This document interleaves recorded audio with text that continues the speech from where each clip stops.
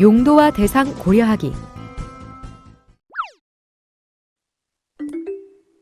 파워포인트 문서를 작성할 때는 먼저 용도와 대상을 고려해야 합니다. 용도는 파워포인트 문서가 어떤 목적으로 쓰여질 것인가와 관련된 것인데요. 파워포인트의 경우 보통 발표 자료 또는 제출 자료로 사용됩니다. 발표 자료의 경우 청중을 대상으로 메시지를 효과적으로 설명하고 프레젠테이션 하는 것을 말하는데요. 사실 많은 사람들이 발표를 부담스러워하기도 합니다. 그래서 그런지 발표자가 슬라이드를 꽉 채운 글이나 슬라이드 글을 줄줄 읽어내려가는 경우가 많은데요. 여러분도 그런 발표를 보신 적 많으시죠? 어떠셨나요? 아마도 눈은 슬라이드의 글을 읽는데 집중하게 되고 발표자의 발표 내용을 잘 듣지 못하셨을 겁니다.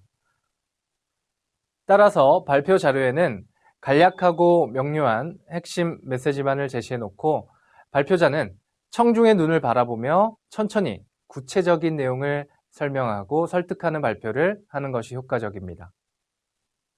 다음으로 용도가 제출 자료인 경우에는 우편 발송이나 이메일 발송, 인쇄를 해서 직접 제출을 하는 것입니다. 작성자의 의도를 정확하게 전달하기 위해서는 옆에서 자료를 보고 설명하는 것이 좋은데요. 제출했을 때는 설명할 수가 없기 때문에 구체적인 내용까지 넣어주셔야 합니다. 문서를 보는 사람이 이 자료만 보고도 내용을 충분히 이해할 수 있게 말이죠. 예를 들어 끼, 꿈, 깡과 같은 메시지만 슬라이드에 가득히 넣어 놓았다면 자료를 받은 사람은 화가 날 수밖에 없겠죠. 용도와 관련하여 주의할 점이 있는데요. 제출 자료와 발표 자료는 항상 구분지어 작성해야 합니다. 제출 자료를 먼저 만들고 발표가 예정되어 있다면 제출 자료에서 발췌한 내용으로 발표 자료를 만들어주는 것이 순서입니다. 뿐만 아니라 제출한다면 인쇄를 꼭 해봐야 합니다. 폰트의 크기는 적당한지, 가독성이 떨어지지는 않는지, 표현한 색상이 우리 모니터 색상과 인쇄 시에 이질감은 없는지, 문서의 과한 색상 사용으로 프린터에 토너가 급하게 필요한 상황이 생기지는 않는지, 다양한 상황들을 고려하고 전략적으로 파악하는 것이 중요합니다. 용도를 고려했다면 다음은 대상을 고려해야 합니다. 이 문서를 만들어 어떤 대상에게 보내질 것인가를 생각해 봐야 하는데요. 눈이 나쁜 상사에게 깨알같은 글의 문서를 제출한다면 상상에 맡기겠습니다. 이제 우리는 전략적인 사고를 해야 합니다. 상사는 어떤 스타일인지, 어떤 색상을 좋아하고 폰트 크기를 크게 하는 것을 좋아하는지 그런 것들을 살피는 것도 능력입니다.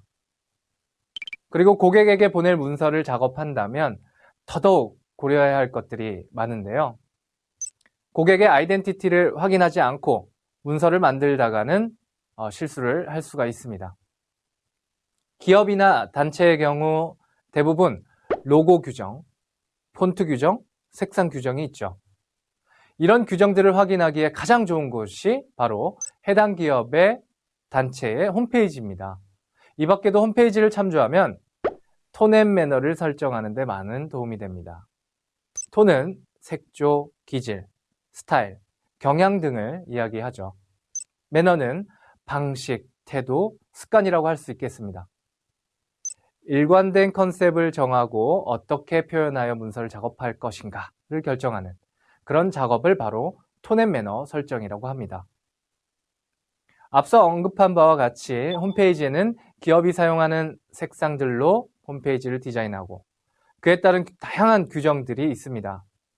규정을 확인하고 관심을 조금 가진다면 고객에게 적합한 문서를 만드는 데 도움이 될 겁니다. 용도와 대상에 대한 생각을 하는 데는 많은 시간이 드는 게 아닙니다. 문서를 만들기 전에 한 번쯤 꼭 생각해 봐야 할 중요한 사항을 놓치지 마세요.